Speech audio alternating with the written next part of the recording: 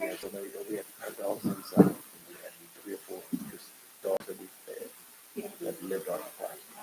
We tried one of the street, so they would stray dog. We kept calling him drunk, and they were like, you know, How did we get to the cat? it was insane. So we went on a hike. My husband, my son, and I. And my daughter is 15. She's 15. It's not that weird, but she thought she's really funny about. All right, everybody, we appreciate your patience. We apologize. We are switching our system. If we could get just a couple more minutes. Okay. Get to be like spirit air. The dog got in. Oh, yeah. Like we didn't allow the dog in the house, but it ran in because it saw her and she was tiny. Yeah. She was like 4 or 11, real small, big thing. Yeah, I got to And find it with her. she called us and saw me throwing the cat inside the house. She grabbed the cat down and scaled it. She's like, I think it's like, All right, we are back.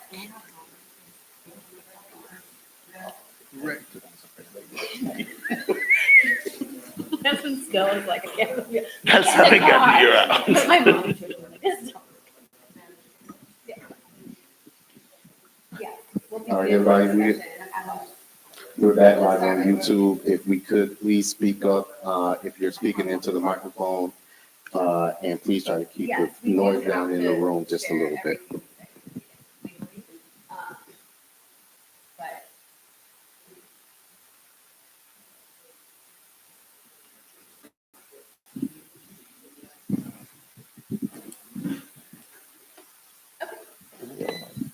Continuing on, thank you, everybody.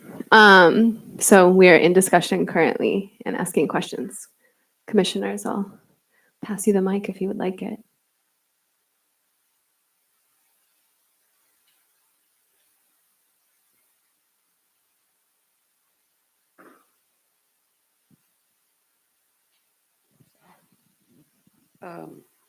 Commissioners, I find this a very difficult situation that we're in now. Earlier, we had a case. I'm just going to go ahead and say it. Another nail salon in a different district, right? And we denied it because of the saturation that Mr. Venable mentioned about in the community, but it was approved by the council. So we find ourselves again in this situation. I'm kind of torn in many, many ways. It seems that when we say, well, if there's saturation and people are patroning the business, and according to the applicant is overflowing their lines. So there is a demand for it. And there needs to, I guess, to be a supply for it. But then there's this issue of saturation.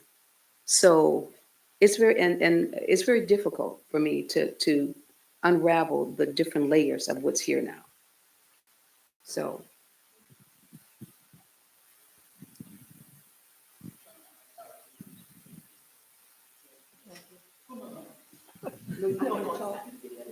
Here, I'll pass it to him just so you can. I agree with you, and it's the inconsistency, but I do agree with the saturation, and but I also am sympathetic to somebody spending $200,000 of their money that if they don't get this approved, they won't get back.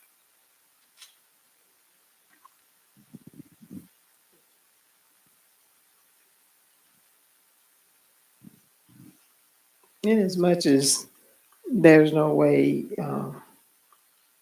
to fact check that amount at this time, what are the indicators that I hear? You are aware of the multiple or the duplications of businesses in the area. We use the term saturation. In the similar businesses, as mentioned, barbershop, salons, nails, and up and down the corridor. So we have over here a figure that was thrown out to us. And then we have over here, you are aware of the duplications and the saturations, but yet you chose to delve into this. And I don't believe those I don't believe that person was blindsided about it.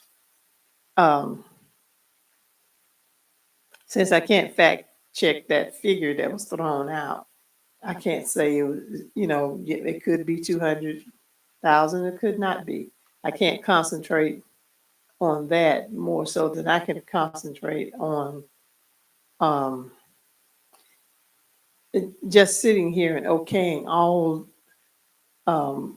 multiple duplications of businesses each time, knowing that we are already at that point. We've been at that point, and I'm looking at, and when I said this is probably number 16, but I didn't have to say that because it was shared already. The applicant shared how many duplications were present at the time. So we have to decide, do we keep going in that direction, or where do we stop as commissioners? Where are our concerns for the corridor area, the old national corridor? Or do we just let everyone in that wants to be in? I really don't know. I am torn with this case simply because others have gotten through. And where is the fairness in this situation? Okay, thank you. Does anyone else have any questions? Not a question, but a comment, and I hear all of my colleagues, and I'm looking at what the area is zoned for. I'm looking at the business, and we don't want an oversaturation. I know it's a lot of hands in South Fulton, a lot of nails. And the interesting thing about these businesses is they don't tend to go out of business. So I think that it is extremely difficult. We do not have the proof of what was spent, and I think that at some point we need to have a mechanism in place so that business owners are not spending that money without really looking at the greater landscape and understanding where we are as a city and where we want to go, and the balance of businesses that we want to have. That being said, sometimes there is a disconnect between this advisory or recommending body and the city council, and I think that has to do with what the zoning laws are. So I lay this out here just to say that this is something that we all must ponder as we look at how to deal with this case and the cases that will come before us. But I hear everyone. Thank you. I have a question for the applicant. You said that the nearest nail salon is 1 mile away, and that there are 16, sorry, I missed that. There's 16 nail salons within a certain radius of the,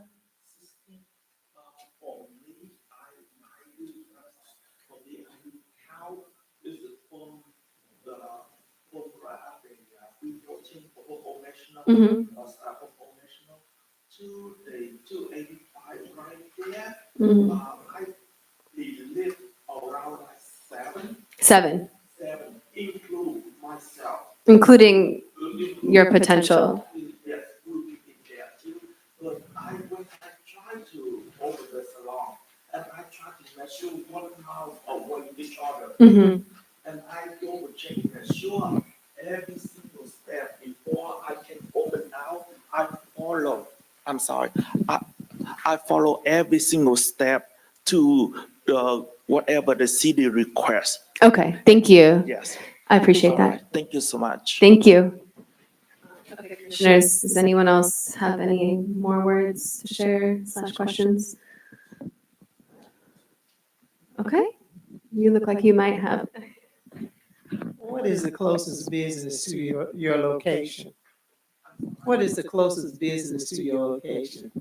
Go to the, You're next to, the next two is look like for the bar, the dentist office and the bar. Yes, the cost is the plaza is the dentist, the big one, and the next one is the bar. Yes, and the cross the street is another bar and the restaurant in there, the same plaza. The open one for called a hamburger, something like that, some fast food in the same plaza. And they have some like the insurance company or something like that in there too. Yes, thank you. thank you so much. All right, thank you. Thank you. Is everyone ready to vote? I'll now entertain a motion to approve staff's findings of fact. Approved or denied?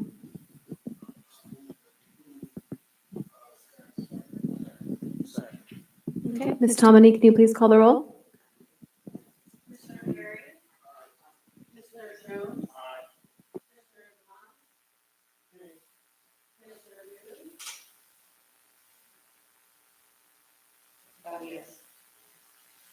Okay.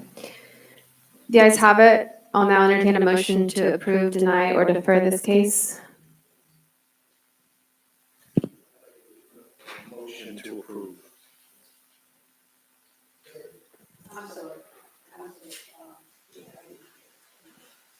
Reverend Shannon Jones made a motion to approve the case, and Commissioner Perry seconded that motion.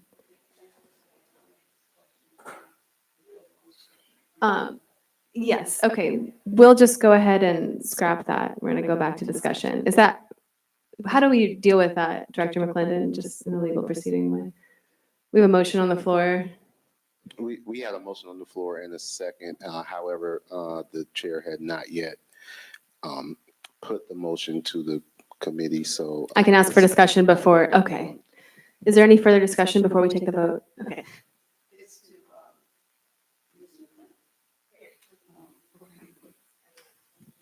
When the staff says conditional approval, and the conditions were the two that were read, are those not the conditions of any permit that is given? Is that really something outside of approval? No, that's just for the special use permits itself. So Right, but doesn't that always follow the special use permit, those two conditions? Any special use permit? there's different types, but it will follow this one in particular for But the not special all. use. Not all, correct. Okay, all right, thank you, that was it. Okay, Ms. Tomini, can you please call the roll?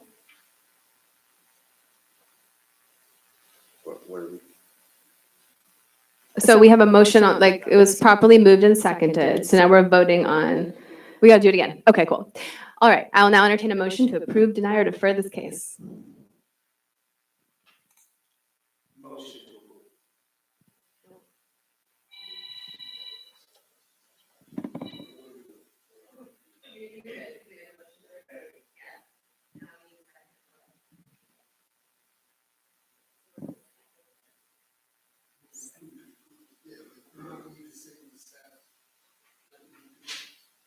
We already read that out. You want me to read it again? No. Oh, you're saying, yes. Approval with staff recommendation. Yes, yes. So approval with staff recommendations.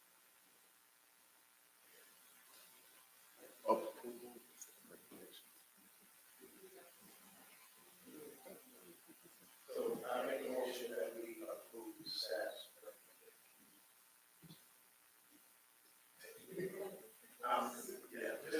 I'm sorry, it's yeah, it sounds like what you want your motion to be, is that you're moving to recommend approval of the special use permit with staff's conditions.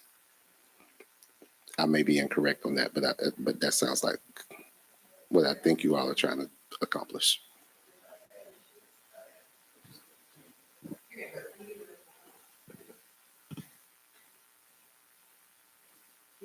Yeah, give me the language again, and Yeah, you can see. I move that I recommend I make a motion that we recommend approval with including staff recommendations.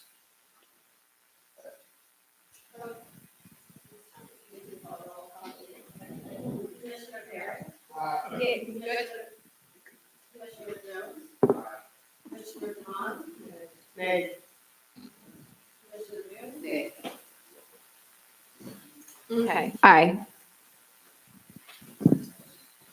All right, we'll move on to item 3. And the applicant has requested a deferral to the September 18th meeting. Is the applicant present? This is for KC 24-013.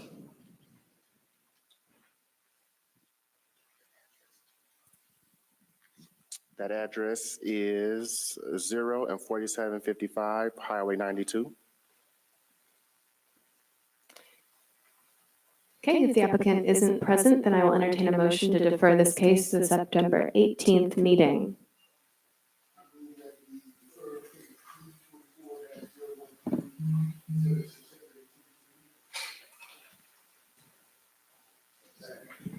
Properly moved and seconded. Ms. Tomney, can you please call the roll?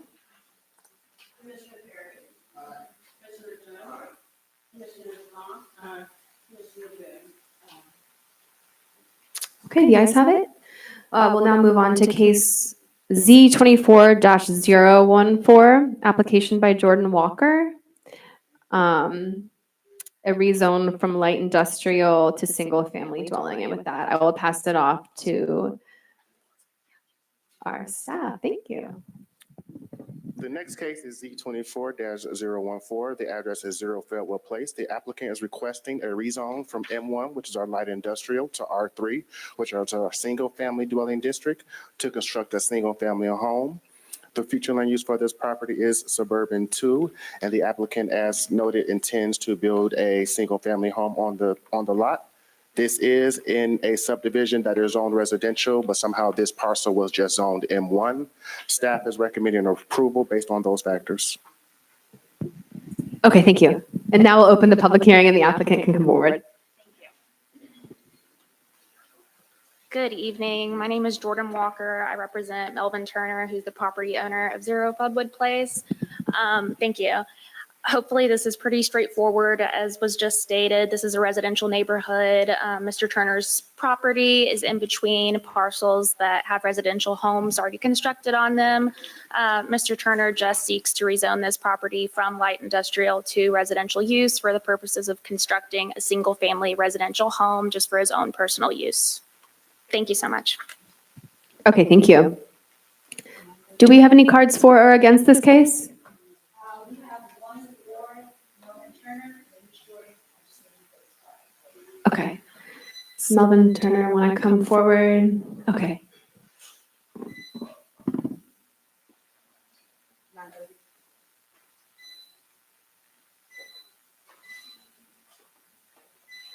Good evening. Good evening.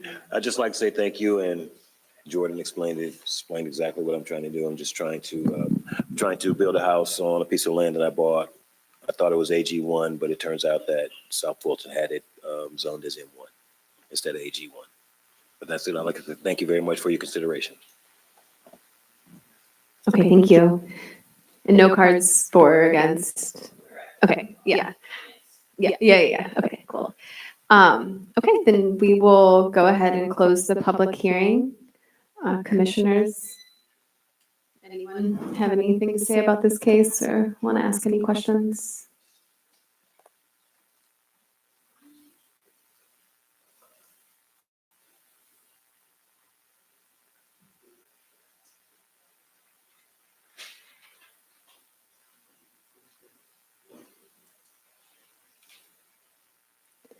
So I guess I have one question. Mr. Turner, you plan to live in this house? You're trying to build a house to live in?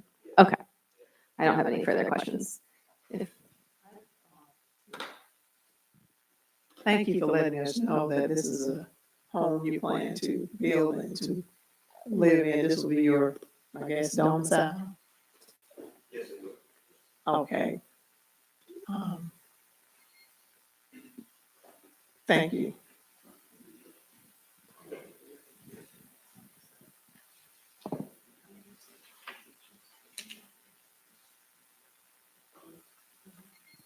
Okay, commissioners, are we ready to vote? Is there any further discussion?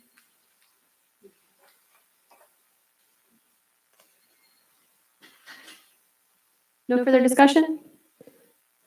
Okay, then I'll entertain a motion to approve staff's findings of fact. Okay. Okay, properly moved and seconded. Ms. Tomini, could you please call the roll?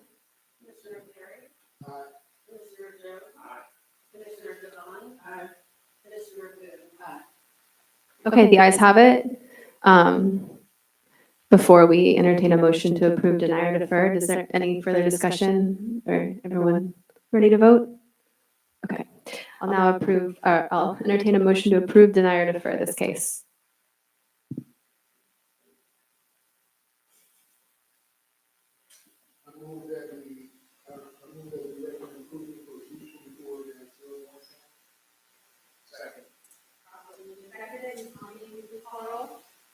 Commissioner Perry. Commissioner Jones. Commissioner Devon. Commissioner Boone. Okay, the ayes have it.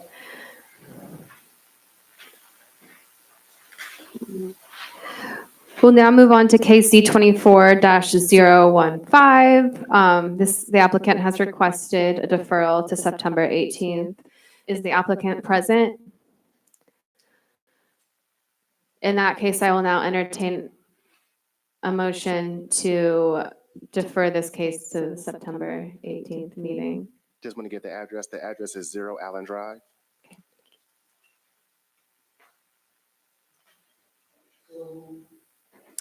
Okay. Okay. Properly moved and seconded. Ms. Tomini, can you please call the roll? Commissioner Jones. Commissioner Devon. Commissioner Boone. Okay, the ayes have it. In the next case, the applicant has requested a deferral to the September 18th meeting as well. That's case Z 24-016. Is the applicant present? Okay, Just want to get the address. yeah.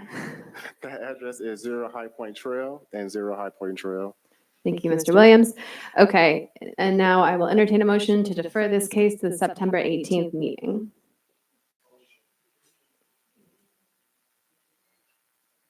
I want to second that.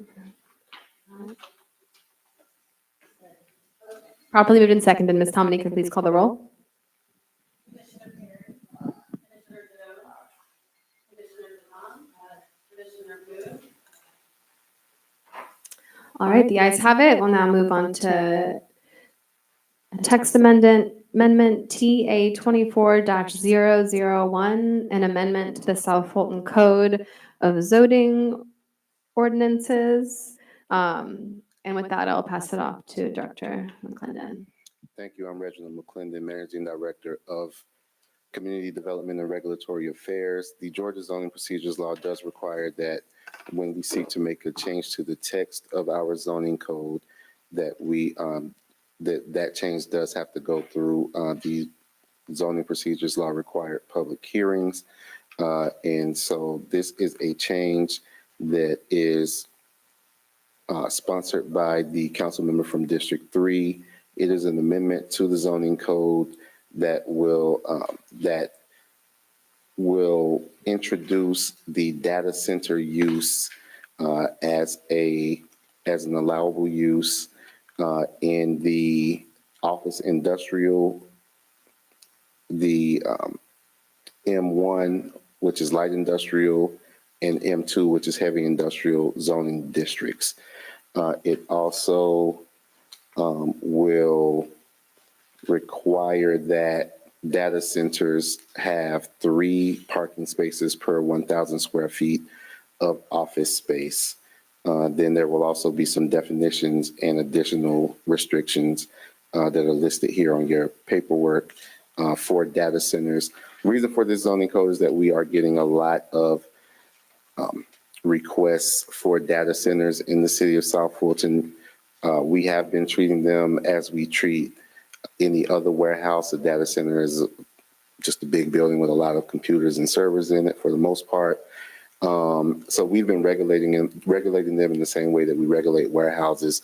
But we are now looking to do that differently because they're not really the same type of use. They don't involve the same intensity as far as the number of individuals that go back and forth to that use every day, because it's mostly just computers, and it only takes a few people to kind of run those operations. Whereas in your typical warehouse operation, it takes many more individuals, much more truck traffic, car traffic, et cetera. So these regulations will also they'll also regulate how much noise these uses can generate, as well as lighting. And there are also some particular regulations about power substations that will be located on the property. Many of these data centers will use a large amount of energy, so they have their own substation. With that said, we can open up a public hearing to see if we have anyone to speak on that. Okay, thank you. We'll now open the public hearing. Do we have any cards? Okay.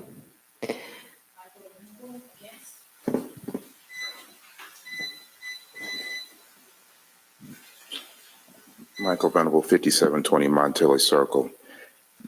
Back in the multitude of years where back in unincorporated Fulton County, when things of this sort came up, this body was allowed to make alterations to the recommendation of, staff's opinion. I found out here that doesn't happen. So that's why I'm going for denying this application. There is a data center in the city of College Park. These things are not all in one building. They're separate entities where they're cooling centers, and he'd even talked about substations. These should be nowhere near any office and institutional zoning area. Those are for doctors' offices, businesses. They even do some with daycare centers and so forth. The only zoning that these are appropriate for are M1 and M2.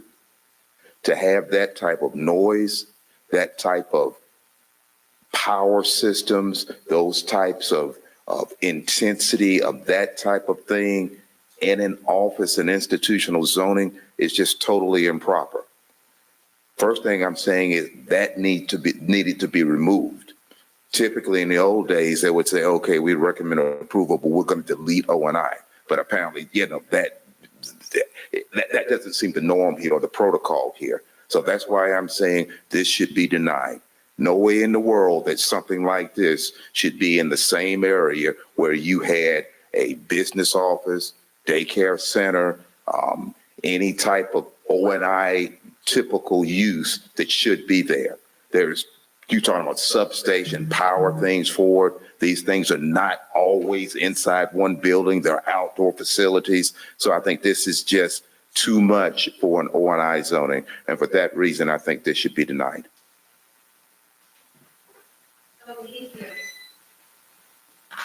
There's no requirements to close the public hearing. Okay, Commissioners. Yes, Commissioner Perry. I have a question for staff.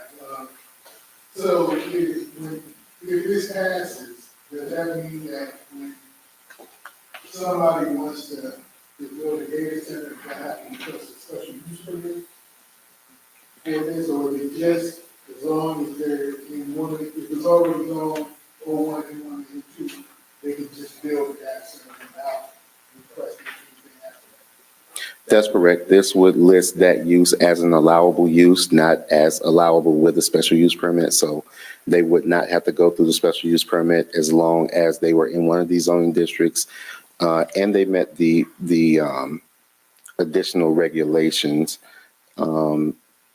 I think the main one being that the minimum lot size has to be 20 acres. So as long as they met that regulation, then as this is currently drafted, they would be able to get that use by right. In other words, they would not have to go through a special use permit process. I will say that I will agree with Mr. Venable. You all do have the right to make recommendations and changes. So if there's something here that you would like to see adjusted, you can certainly say so in your voting process. As it stands now, without this, if somebody wanted to build a base, what would they have? They would just apply for one, and we would regulate it in the same way that we regulate any other warehouse. And so warehouses would be allowable in the M1 and M2 zoning district. I don't believe they are currently allowed in the office and institutional zoning district. So if they were to request a data center in that zoning district, they wouldn't get it. If they were to request one in an industrial zoning district, we would allow them to have it. But again, we would regulate it in the same fashion that we regulate any other warehouse. As commissioners, what type of timeline do we have as it relates to any revisions or recommendation? You can defer if you don't want to make that decision today. However, I can't guarantee that council is going to do the same thing at their public hearing in September. Okay. Okay, so that I understand this, currently, a data center could just open without any permit in M1 or M2. They would have to have permits. They have to have a permit, but after this text amendment, they do not need a permit. I just want you to explain to me exactly what's changing with this text amendment. From like right now, how you would get a data center and like what, just in layman's terms, like, like how, with knowing, I think, I don't know that we all know a lot about data centers, and so I'm just thinking, how would you get one today? If we pass this, how would that change things? Well, right now you would apply for a permit to build a data center. We would, when we process that permit, we would process it and regulate it as though we were processing a permit for a warehouse. So it would still be an allowable use currently, but it would have the same restrictions and regulations as a warehouse would have. What this would change is that we would regulate data centers differently than we regulate warehouses.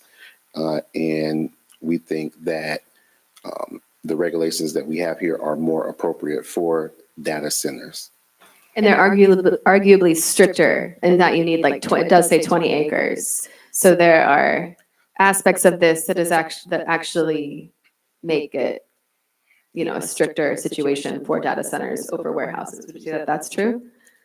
Or it's just different? That's yes, it's just different. Okay. In some ways it's more strict, in some ways it's more lenient. Data centers or warehouses are not allowed in office institutional. So this text amendment would be less strict than the current zoning code as far as warehouses go. I don't believe warehouses have they certainly don't have a minimum lot area of 20 acres. I'm not sure what the minimum lot size is now, but so this text amendment will be more strict as far as the size of the lot that a data center could be located on. So in some ways it's more strict, in some ways it's less strict, but we believe it would be more appropriate for data centers. Director, these look, taste, and feel like warehouses, but the activity around it is different. So when someone says not in my backyard, it's going to look like a warehouse. It's going to taste and feel like a warehouse, but there's not going to be as many trucks and employees coming in and out of it. Yeah, I would say, I wouldn't quite say it looks and feels like a warehouse. Some of these data centers have more of they're designed differently. All of the designs are different. Some of them do have more of a look and feel of an office building. The facades look like offices, but they are very large, many of them. We're currently permitting one that's 865,000 square feet. And we've got a couple more coming online that are even larger than that. So these are extremely large structures, but they don't, as you said, they don't operate like warehouses. They generate less traffic, but they generate more power. And so they're a different type of use, which is why we want to define exactly what that use is and to regulate it differently in our code. So you gave that number. I know one of them is about the size of the mall. That's what the newspaper article said. So we'll talk about, now, Madam Chair said it, and I'm just, not the sharpest knife on certain things. Theology is my thing.